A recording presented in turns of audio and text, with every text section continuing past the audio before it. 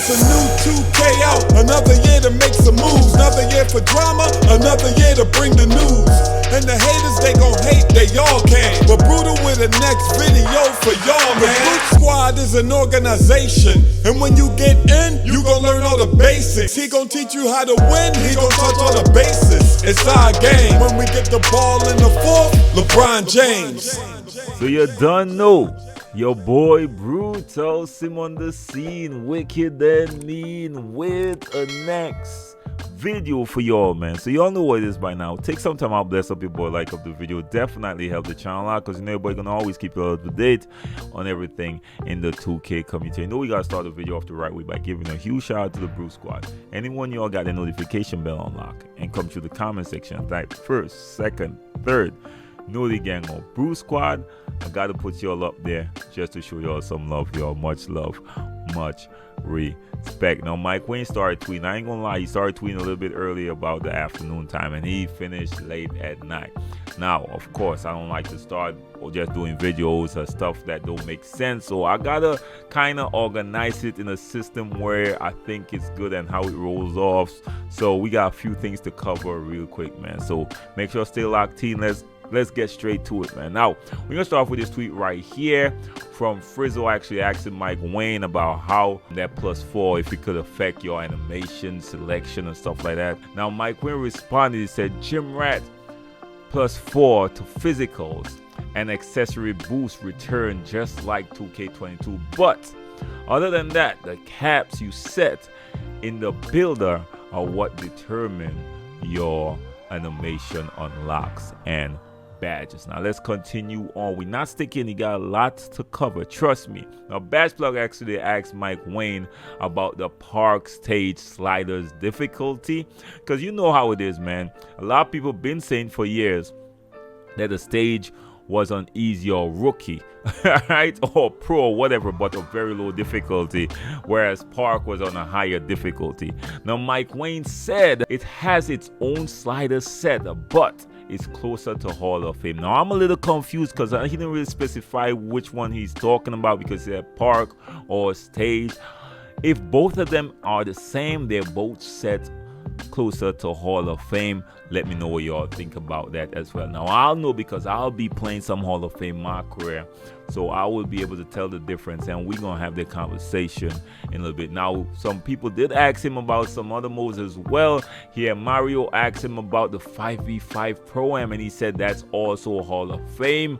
And here King actually asked him, what about the wreck? Is it the same difficulty? And he said the walk-on wreck is closer to Superstar. Now someone actually read a little bit too much into it, and he said maybe I'm reading too much into it, but walk-on wreck like 2K15's Rec Center, or are you guys separating squads from randoms in Rec? Now Mike Wang responded and saying, don't read anything into it. Walk-on is just an internal name we use, so it's the same type of rec system in place. I assume hopefully they change at least how it looks, but we're gonna talk about that when we get that information. Now Elijah One actually tweeted a pretty lofty, a pretty loaded tweet right here, according to him, right? That's his quote. Now he said, what about Takeover? Does Takeover work the same as last year, where ratings fluctuate as your meter increases? And are the ratings boost when in Takeover the same as last year? And are Takeover perks returning? Sorry for the loaded tweet. Now Mike Wang responded and said, yes, Takeover is tuned differently this year, but the core of the system is the same. Ratings drop if you go cold, ratings rise if you get warm, and you get an extra boost when intake. Takeover perks are returning. Also, biggest change is the new team take design, which is one of my biggest worries, because I run randoms a lot and I could see how this would stress me the hell out. But we'll talk about that the next time, of course. Now Dark, I assume this is Dark, is DXRK. I assume that's Dark. He actually tweeted Mike Wang, have you fixed the contest system for 23? Is it the same as 22 or back to the original state like 20 and 21? Now he responds that the contest system is pretty different from both 20 and 21. what the game considers open versus yellow versus red contest is somewhat similar to how it's been in the past, but shot windows narrow much quicker in the yellow range. Until we get our hands in the game, we won't exactly know what he means, but it's worth the conversation. Let me know what y'all think about that in the comment section. Now, Tatum for 3 actually tweeted Mike Wang at Beluba. Is the mashup badge also similar to Mouse in the House from 2K22? And he said Mouse in the House was rolled up in Masher. So apparently the badge is named Masher, not Matchup. I was confused a little bit. I ain't gonna lie to y'all. Now Reheed actually tweeted Mike Wang to continue the question with that badge. He said, what about Grace under pressure at Beluga? I'm assuming it's also part of Masher. And Mike Wang responded, said, yes, Grace under pressure got rolled up into Masher also. So you know that's what they do a lot when they're trying to cut down the amount of badges. Sometimes they will combine a few badges and make it one badge. So this is the situation. Now Craig Wilson Jr. actually tweeted Mike Wang at Beluga. In your opinion, if my driving layup is 85 plus, is it best to have layup timing off or on? I feel like we missed a lot of layups last 2K with high ratings. Now Mike Wang responded, said definitely try both, but you have a way higher ceiling with layup timing on. Also, if you're making a slasher, you might want to practice skill dunks. You can do a lot of damage if you get good at both those things. So basically he's telling them just try it, I'm not telling you anything. So Dante Hawkins actually tweeted Mike when he said, if my layup timing is on and I time it horrible, will I still make the same layup that I would if replay percentage was on, meaning layup timing is just a boost? Now Mike Wang responded, and I think this is kind of obvious. He said no, you will miss more layups with bad timing than you would if you turn the layup timing off, but you won't blow wide open anymore even with bad timing. And with layup timing on, you'll be able to make a lot more tough layup that you normally would miss with real player percentage. So there is some advantage to you learning how to use the layups. Again, I never trusted because of so much random layup animations in the game. But again, let me know what y'all are doing. I will run with that real layup percentage anyways. I will not try to make contested layups anyhow. But again, that's just me. Let me know what y'all think. Now, Brandon Cox. Damn, man. Oh my, I know I gotta butcher some of y'all name. Why y'all gotta put names that you know your boy gonna butcher them? Now he tweeted at Mike Wang. He said, can we expect to make builds that are evenly spread to do multiple things, or with the attribute point system we fall into making role players and work as a team? Now Mike Wang responded, he said he could see it's going both ways.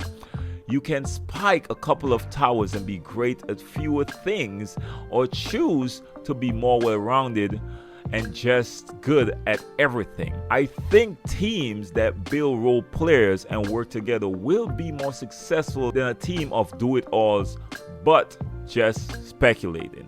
Let me know what y'all think about that as well. Now, of course, anyone I play with know I like role players and I like people playing their position. It kind of causes less confusion and it makes the game more simple to me. Teams that do it all tend to be a lot of congestion, a lot of craziness, a lot of, anyways. Well, let's continue on. Now, he's talking about shooting right here. A lot of people I know for sure want to know this question. He's talking about what's the perfect 3-point rating, right? Now, he started off with this tweet. No one asked him a question. He just decided to post this, of course. A lot of people ask what 3-point rating is needed to be consistent in 2K23. It depends on what you consider consistent, your shot selection and stick skills. But if you plan on shooting a lot of threes, I personally would try to go mid to high 80s at a minimum. Now, I ain't gonna lie, this song just like NBA 2K22. Now, he continued to say, but some of you sweats will probably be able to get by with high 70. Either way, be prepared for a tougher shooting year than last year online, at least until you get your ratings up and badges equipped. Remember, that was one of the biggest problems with NBA 2K21 current gen. A lot of people got out there day one or bricking, was shitting bricks, I ain't gonna lie, and they started to hit up Ronnie 2K and hit up Mike Wang. We saw it. A lot of community was mad, but their builds wasn't prepared yet. What about making center builds that has 75 3 ball?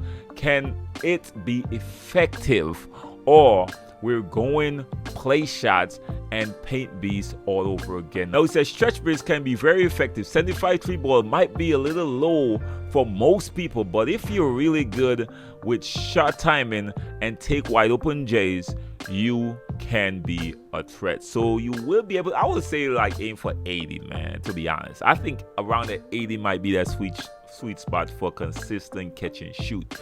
But again, we gotta still wait till we get our hands in the game and we go in those jump shot creators and figure out which jump shots are the best. Of course, those add some extra boost on your jump shot as well.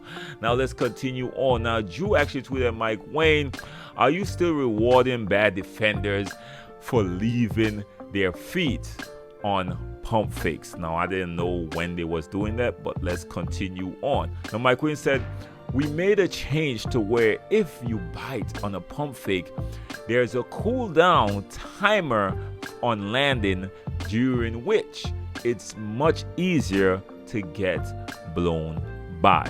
Let me know what y'all think about that. Now, of course, as I said before, I don't know when they was rewarding people for leaving their feet.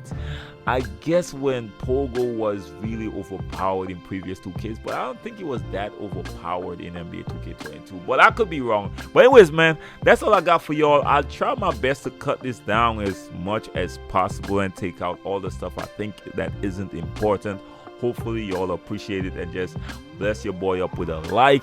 If you got some more time, man, make sure check out my last video.